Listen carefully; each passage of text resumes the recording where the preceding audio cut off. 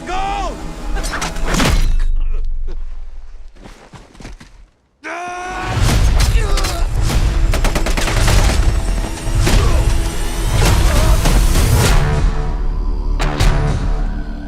He was a Finnish commando, lost his home and his family in the war. He became a one-man death squad. Basically, if John Wick and Mad Max series had a kid and they were set in World War II, you basically got this movie.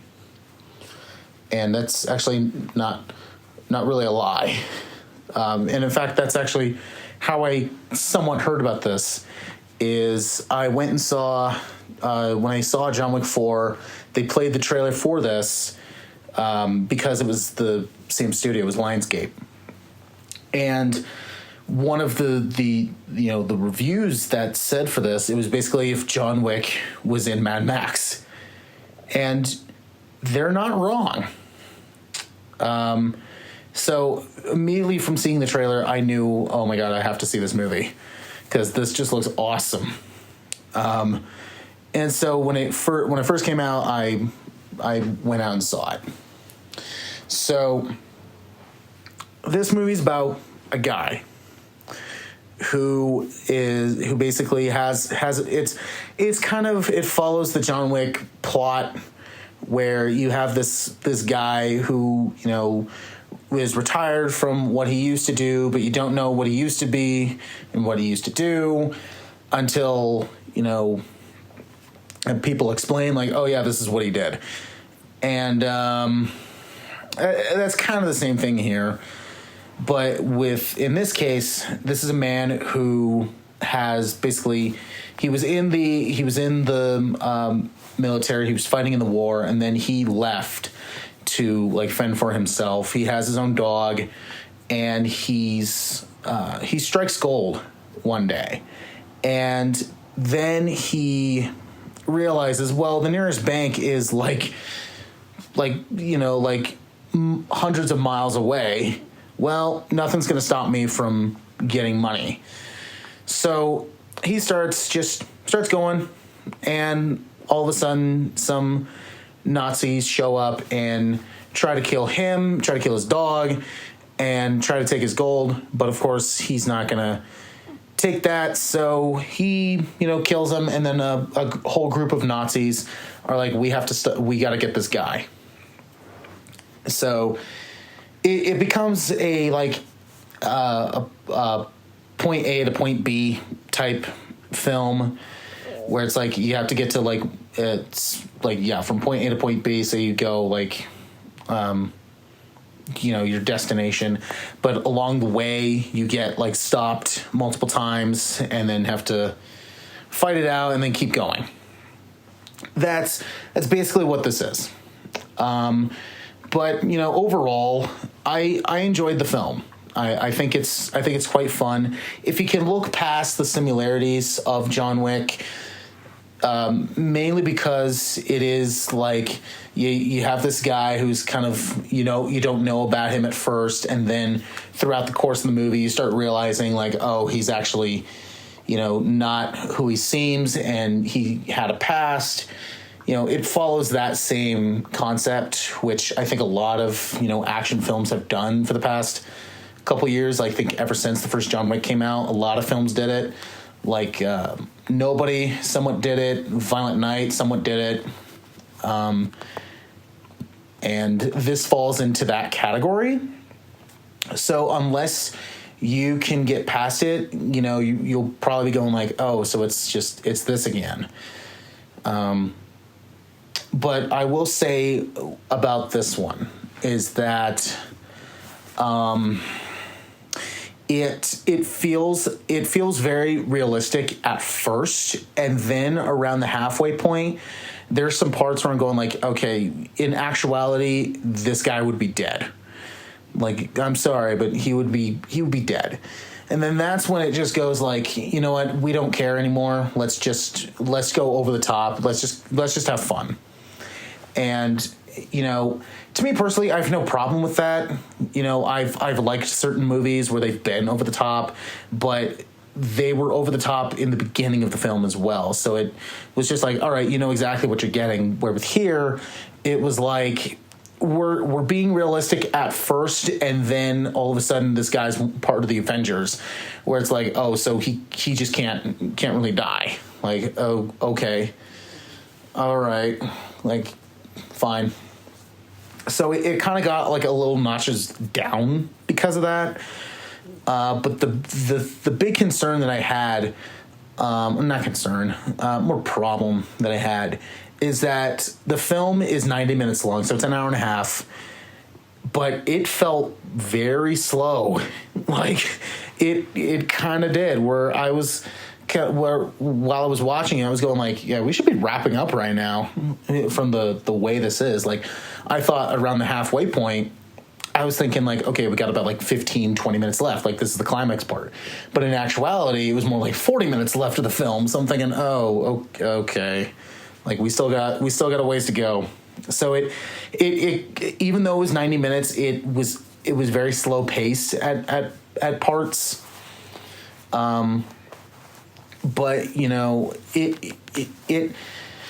it wasn't. I didn't hate it. I certainly did like this movie, but I think if they fixed the pacing a little bit, I think this would have been a little bit better. But also, if they kept it more, either they kept it more realistic or skipped the realism and went straight into just being over the top, then okay, kind of like what Violent Night was, is that movie did not care about being realistic at all. It was like, we're being over the top, we're just going to go with it. And to me, it worked. With John Wick, that went more a realistic approach. Now, I know a lot of people said, like, oh, it gets over the top, like, around the second and maybe the third film. I'm like, oh, that's just you. So, but with this one, it felt like they were going with realism, and then around the halfway point, they just went, oh, screw it, let's just go over the top. Why? Because, we want to show like this part. We want to show this action scene. We want to show this action scene. So yeah. So if they decided to go either more realistic or just over the top and skip the realism, I would have been fine with either one. But the fact that they were trying to squeeze in both was a bit, to me, it was a bit like not very good. So I was like, yeah, you're getting a notch down. But something I will talk about that I haven't mentioned yet, the action scenes are pretty entertaining to watch. Like, there's certain parts where, I see them setting something up, and I'm thinking to myself, oh, wouldn't it be cool if this happened? And then it happens.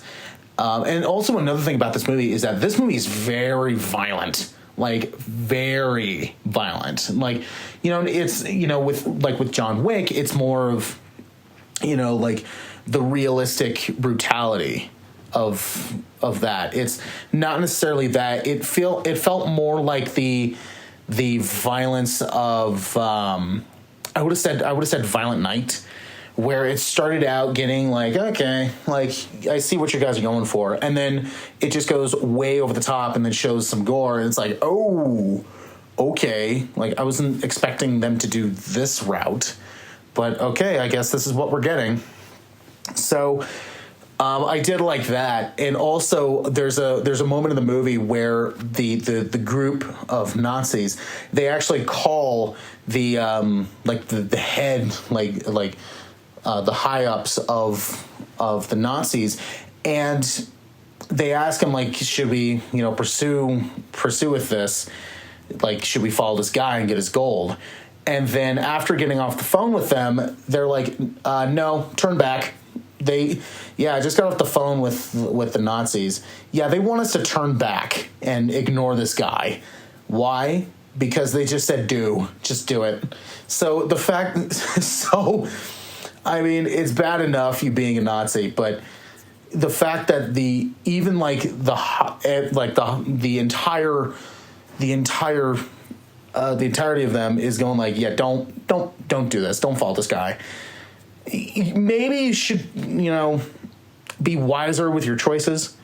I mean, the fact that you're a Nazi, you weren't really wise, but you were not wise with your choices. So, come on. But, overall, despite, me thinking it was a bit slow and also like were they going more realistic or were they going over the top? But the fact they were trying to do both, I still had a fun time with this movie. And I like how at the end you still don't get a full definition of who this guy is. So, it could set up a sequel. Do I see this having a sequel? No. But, Hollywood is Hollywood. They'll make a sequel to whatever they want just because it's money. So, yeah. Well, but yeah, overall, I thoroughly enjoy this movie.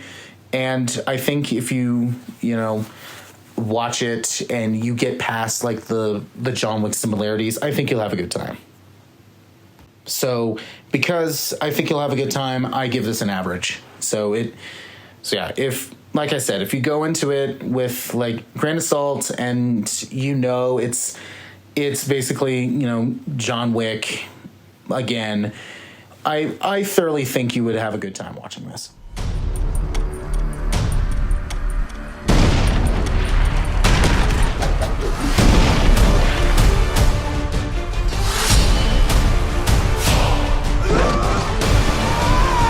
This is not about who's the strongest. This is about not giving up. We have a word for that in Finland. Sisu! We might have a